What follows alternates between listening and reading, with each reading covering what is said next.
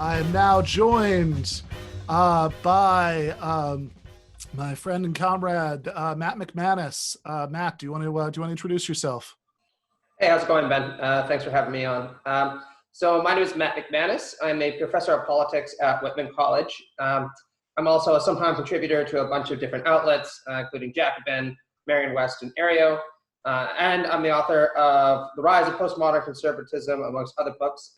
And with Ben, we actually co-authored Myth and Mayhem, a leftist critique of Jordan Peterson, which I guess is the last big piece that had come out, but hopefully not the last. Yeah, no, absolutely. And I should also say, for the sake of a full disclosure, that my liver is probably still recovering from when Matt was still teaching in Mexico City, and I visited him there and spent a weekend bar hopping and drinking tequila and mezcal and talking about socialism, which is the kind of thing that we cannot do anymore because of the pandemic, but I really miss. Hey, you talk about your liver. My memory is still, a little bit hazy about those nights. So yeah, no, great times. One day again. Fair enough. So the reason that I wanted to bring you on to talk, well, is first of all, when we get the other Matt Sitman on, he co-hosts a podcast called Know Your Enemy, where they spend a lot of time digging into conservatism. And this is also a subject that you have written extensively about, so I thought that would be an interesting conversation. But also, for just a few minutes before that, I wanted to talk about a couple of articles that you've written for Jacobin pretty recently, right, in the last few weeks, where you talk about the relationship between Marxism and philosophical liberalism. And I think that some people, even though, look, I think that there is plenty of room for reasonable people to disagree about exactly how to think about the relationship between those two things. Is Marx's vision of socialism about more completely fulfilling the best ideals of philosophical liberalism? Is it a development of it? Is it a break from it? Is it kind of a development and kind of a break? But I think a lot of people I saw in reaction to, especially the first one of those two articles, had a kind of Pavlovian reaction to seeing the word liberalism there, because of course, if you're, I kind of get it, right? I mean, if you're a leftist, you have socialist politics. You spend a lot of time defining yourself against the people that we usually refer to as liberals in American politics. And so, especially when people have this kind of like, I don't know, I guess it's probably too generous to say Schmittian, but this kind of like really strong, immediate, visceral friend-enemy reaction, then they might have it to that. But I want to try to dig into a little bit the point that you were actually making there, right? So when we talk about liberalism in this context, what do we actually mean? Well, I mean, that's one of the contentious things that I try to address in the article, right? And there's certainly a lot of ways that you can interpret liberalism, some more charitable and some more negative, right? And I would agree actually with a lot of the negative interpretations of liberalism, right? Sometimes liberalism should very much be associated with what I suppose we can call the Malcolm X point, which is, liberals are nice, squishy people who say a lot of good things, but don't actually really act upon them, and all too often end up siding with the reactionary forces in society, right?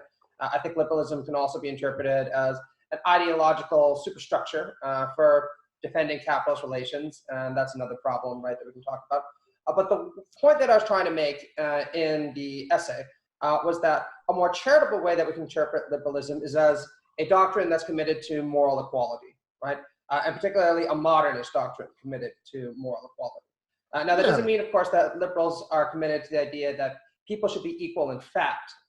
It's just that they should be understood in terms of the law as being fundamentally equal. Yeah. So if you think about a lot of pre-modern ideas about how to justify the ways that any given society would work, a lot of it has to do with the idea that like some people just kind of innately have a status that other people don't. That the just to maybe put this in crude terms, right? The king deserves to be the king, because he has the blood of kings, going through his veins. And that God has created the Lord and the serf in their respective places, And so that's just the way that it should be, and it's only natural that they have entirely different rights and duties to the state. And so whatever else liberalism means, right, when you talk about moral equality, what we mean is at the very least rejecting all of that, right? Saying that no, nobody just kind of innately deserves to have a kind of status that other people don't because of some contingent fact about their birth. That's unjustified, right? And so when you think about people like like John Locke or very different tradition within liberalism, but a little bit later on, like John Stuart Mill, or any of these guys, like that's a big part of the core point. And I think that maybe it's also worth making a distinction here because I think that liberalism can definitely mean a couple of different things that aren't cleanly separate, right? I mean, they're all historically entangled with each other.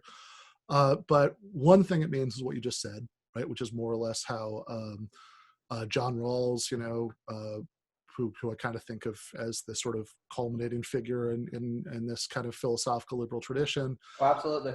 Yeah, how he puts it is pretty much exactly what you would just said, right? Liberalism is fundamentally about moral equality, and so maybe we can think of that as like broad philosophical liberalism. And there's also, but we could also talk about like narrow philosophical liberalism, which might mean like more specifically the views about political theory of some of those figures that I just mentioned, like John Locke, which obviously does very much conflict with socialism because a big part of their conception of individual rights was about property rights, including property and the means of production. And obviously, socialists stand for anything. It's opposition to that. And then like maybe a third thing is we could talk about maybe like procedural civic liberalism, which is roughly what we mean when we talk about liberal rights, like right to free speech, free assembly, things like that. And then a fourth thing would be liberalism, like as a contemporary political option. And I suspect that a lot of the bad reaction to your piece is about the first piece, especially one, it's about the fact that 2020 is a hellscape and people only read headlines. Yeah. But the other part is that is that I think maybe that some people are collapsing all of the above into that last option, that like by liberalism they mean like contemporary American liberalism, something like that. Yeah, exactly. Or neoliberalism, which I think we should smash, by the way. Right. And not a day too soon. But one of the points I made, and I thought you articulated this really clearly, right, is if you look at even proto-liberal thinkers like Hobbes, right, he contrasted himself very starkly to someone like Aristotle. And Aristotle insisted in the Politics and elsewhere that there are some people that are just natural slaves, right? And there's really nothing that they can do about this. And he'd also make claims to the effect that, women are deficient in practical reason, which is why they don't need to have political rights to the same extent that men should, so on and so forth, right? Mm-hmm. And this is an argument that takes many different forms through history, and it's always associated with a kind of reactionary viewpoint. Probably the most radical iteration of this, and I say that somewhat paradoxically, would be somebody like Adolf Hitler in the fascist tradition, right?